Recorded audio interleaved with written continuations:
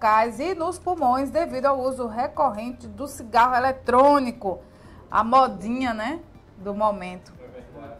Né, modinha, né? Modinha.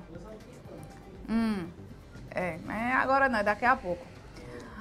Vamos chamar a Patriota Júnior ao vivo para a gente conversar sobre esse assunto, né? Vez ou outra, né, o cigarro eletrônico é pauta, né, sobre os malefícios, né, do uso. E para a voz, Patriota, né, a cantora disse que teve lesões nas cordas vocais. É isso mesmo, né? Oi, Renato, bom dia para você, bom dia a todos que estão ligados aqui no Manhã Cidade. Isso mesmo, no caso aí da Solange, né, já é uma recaída, que ela já teve outros problemas envolvendo o consumo de cigarros, né? Dessa vez ela foi meio que na onda dos amigos, né, de acordo com o relato dela.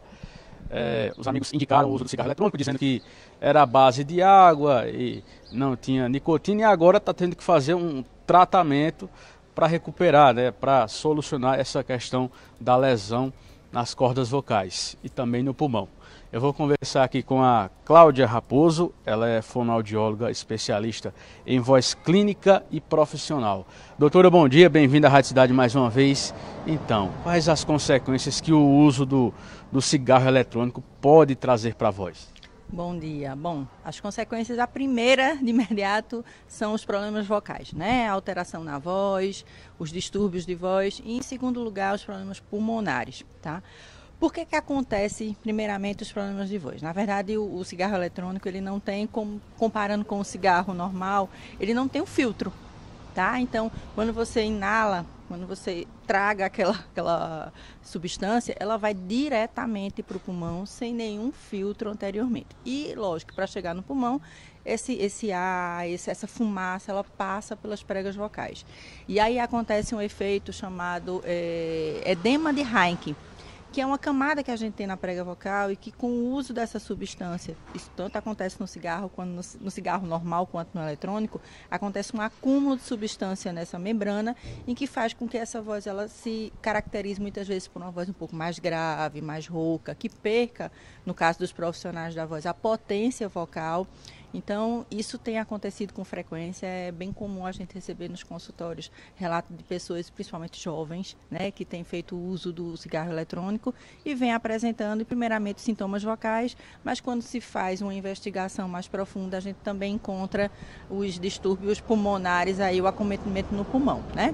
No caso, o cigarro eletrônico, ele pode trazer mais malefícios para a voz e também para outras partes do corpo que o cigarro eletrônico, que o cigarro tradicional?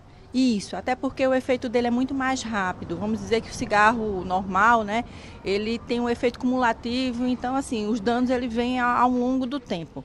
Com pouco tempo de uso do cigarro eletrônico, a gente já tem muitas vezes uma repercussão muito maior, né, na nossa saúde. O cigarro eletrônico, ele tem substâncias cancerígenas, assim como o cigarro normal, mas exatamente como eu expliquei, como na gente não existe o filtro, existe a inalação direta dessa substância, sem muitas vezes acontecer essa filtragem, né, essa vamos dizer assim, essa perda indireta que seria pela questão da presença do filtro na chegada para o pulmão desse ar. É uma onda principalmente entre os mais jovens, né? Tem aquele cheirinho diferenciado, não tem o odor do cigarro tradicional. Isso também propicia o uso, né, do vape, né, do cigarro eletrônico. Esse é o principal atrativo do cigarro eletrônico. Ele não tem o odor do cigarro, tá? Ele não tem, muitas vezes, quando você traga, você não vai ter aquela temperatura maior. Você sente, muitas vezes, o prazer de tragar, até porque tem uma certa refrescância quando você faz o trago. E não tem essa questão do odor, que o cigarro é tão característico, né? Então, isso tem sido um atrativo muito grande para os jovens. Ô, doutora, como é o tratamento para esse tipo de lesão nas cordas vocais ocasionadas pelo cigarro eletrônico? Olha, muitas vezes, como eu falei, a maior lesão é nessa camada, na camada de Heinck, né? Por isso que é muito característico no uso do cigarro, o edema de Heinck. Dependendo do grau, o tratamento ele é cirúrgico. Se for numa fase inicial, muitas vezes só com terapia, com exercícios vocais, com acompanhamento, a gente consegue ter uma regressão desse edema e melhorar a qualidade vocal. Mas, lembrando que dependendo do grau, Se for um grau mais severo, muitas vezes é preciso uma cirurgia para tentar retirar esse edema que se acumula nessa camada. De forma geral, principalmente para quem trabalha com a voz, quais são os principais cuidados para manter, né, uma voz saudável, né, sadia? Lembrando que, principalmente para os profissionais da voz, como você é um, se você tem sua voz como principal instrumento de trabalho, você tem que cuidar desse. Assim como o jogador, ele tem que cuidar da questão física, né? Então, o profissional da voz, ele tem que cuidar da voz. Em primeiro lugar, uma boa hidratação, tá? Evitar definitivamente a questão do uso do cigarro, seja o cigarro normal, seja o cigarro eletrônico, tá?